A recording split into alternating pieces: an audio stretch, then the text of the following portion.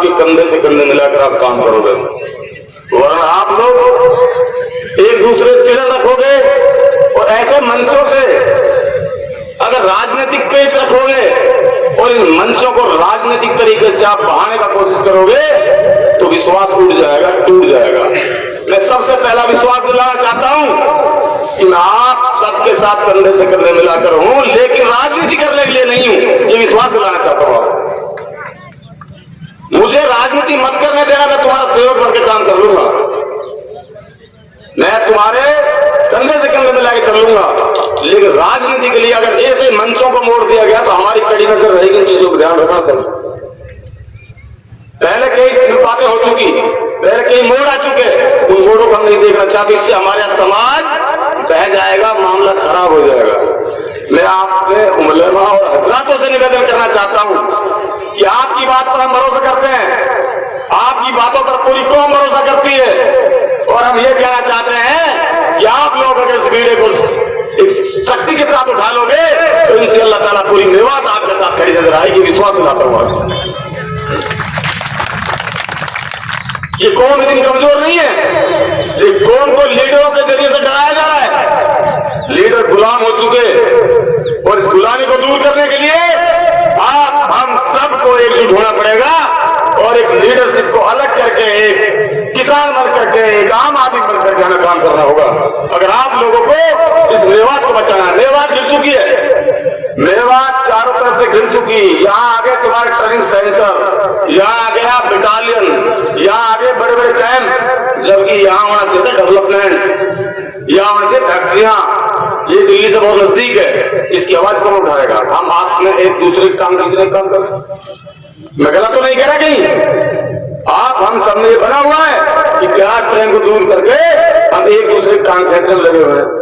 आज ये भी समाज का ही काम था, एक नीम लगा एक अल पर गवार आदमी गाड़ी रख करके और हमारी कौम को बदनाम करके पूरे लोगों को कर लिया। क्या गुनाह कर दिया उन लोगों ने? अगर विश्वास हो तो जता लिया तो एक हमारे उलेमा को बदनाम करने के लिए उन लोगों ने ढंग रचा, उन ढंग को रचने के बाद में उन लोगों ने हमारी गरीब कौम को ठेक लिया। उसमें अमीर आदमी कोई नहीं है, सब गरीब आदमी। उसके लिए आज तक कोई इकट्ठा होकर के हम आप सब मिलकर चाहते तो उसकी हिम्मत नहीं थी वो इतना काम कर जाए। अकेला अल्लाह की, अकेला किसी और भाई की हिम्मत नहीं है वो सारे काम करे। उनके साथ भी कुछ जिम्मेदार जुड़े हुए हैं आज, और आज ठगा महसूस कर रहे हैं लोग। गरीबों को मारा है, जिन लोगों की पूरी जिंदगी की पूंजी 1.5 लाख रुपए की होती है, पूरी कर्जदारी करके उन लोगों को ठगा है। रहा मसला इसका, सुबह मोबाइल खोलते हैं, दोपहर को खोलते हैं, कोई एक लड़की बोलती है, कोई लेडीज इतनी बदतमीजी से बात करती है, वो इस चीज को रोकने के लिए समाज आगे नहीं आएगा, कौन आ जाएगा? एक हाजी बशीर नाम का आदमी, इसने वो गाली गलौज की सम्मानित लोगों को, चाहे वो कैसे भी हो, एक जिम्मेदार परिवारों को, जिसको सीमा नहीं बोलने के लिए कोई राजी नहीं। तो ऐसे लोग अगर इस कौम के अंदर जाहिल लोग इस तरह से बर्बरता करेंगे और सोशल मीडिया के प्लेटफॉर्म बना करके बदतमीजियां करेंगे और समाज नहीं रोक पाएगा, कौन रोक पाएगा? रोकना पड़ेगा, आगे आना पड़ेगा आप सब। ये बदतमीजियां आप कब तक सहन करोगे? आज तुम्हारे कतर थाने तहसीलों के अंदर क्यों नहीं? तुम्हारे सरपंच, तुम्हारे नेता हो गए ठग और वो हो गए दलाल, वो करने लगे पुलिस की मुखबरी। आप सबके अंदर सबसे पहले मुखबर को छाट कर निकाल दो, मुखबर छाट के निकल जाएगा तो आपके निर्दोष लोगों को कोई नहीं फंसाएगा। आज आपके 10 लोग काम करते हैं, 50 लोग पुलिस बंद करते, लेकिन वो कहने वाला नहीं। आईजी की टीम का एक रवैया है, ऊपर से जो टीम लगी हुई है, एसपीआईजी की टीम है, वो एक बार किसी भी क्रिमिनल को पकड़ते हैं या उसके साथ एक निर्दोष लोगों को कहीं से उठाया जाता है, रुकड़ों से या कहीं रास्ते से कहीं से भी, और उनको उठा करके थाने में दे देते हैं। और थाने में देने के बाद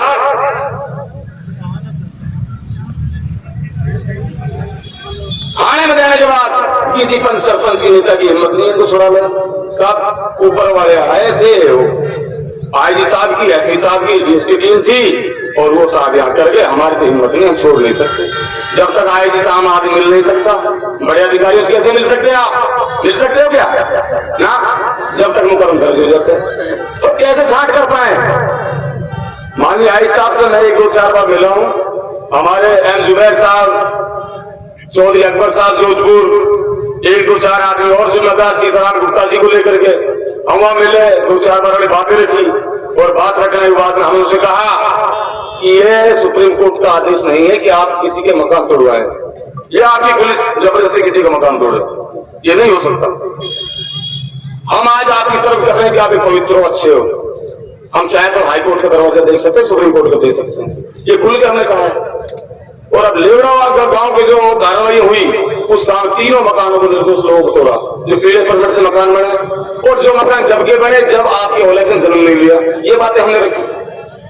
रहा मसला गांव में एक लड़के को पकड़ा और उस लड़के के घर के सामने सीसीटीवी कैमरा वगैरह सारी चीज लगी हुई है।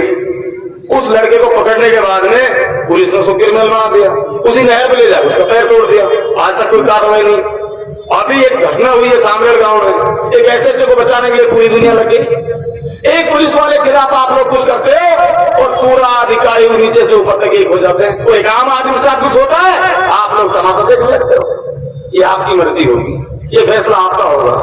तो मैं तो क्या है, बातें तो बहुत सारी हैं, पीछे से आदेश ये है कि थोड़ा समय का ज्यादा अभाव है, इसलिए मैं कम समय में अपनी बात पूरी करूंगा। मैं हाथ जोड़ के निवेदन करता हूं कि आप लोग ये काम बंद कर दीजिए। ये हमारी गारंटी, अगर पुलिस अगर तुम्हारा पत्ता भी हिला जाए, तुम्हारा बड़ा कर जाए, हम इस विवाद को रहने छोड़ दे बोल। लेकिन तुम इन क्रिमिनल कामों को ऑलेसबाजी को बंद कर दो और पुलिस अगर फिर तुम्हें निर्दोष को फंसा के दिखा दे, हमारे यहाँ रहना ही बंद कर, हम रहना छोड़ देंगे यहाँ। ये मेरा वादा है और इंशाअल्लाह ताला आप सब मेरे साथ रहोगे, हम आपके साथ रहेंगे कंधे से कंधे मिला करके। ये हरकतें दिन के दिन बढ़ती जा रही है, इसे डरना नहीं है, इनका मुकाबला करना है डट करके। और आप तब तक मुकाबला नहीं करोगे जब तक आप एक तो नहीं बनाओगे, ये मुकाबला होने वाला नहीं है करने से। इतनी बातों को कहकर जय हिंद, जय भारत, अस्सलाम वालेकुम। कोई गलती हुई हो उसके लिए माफी।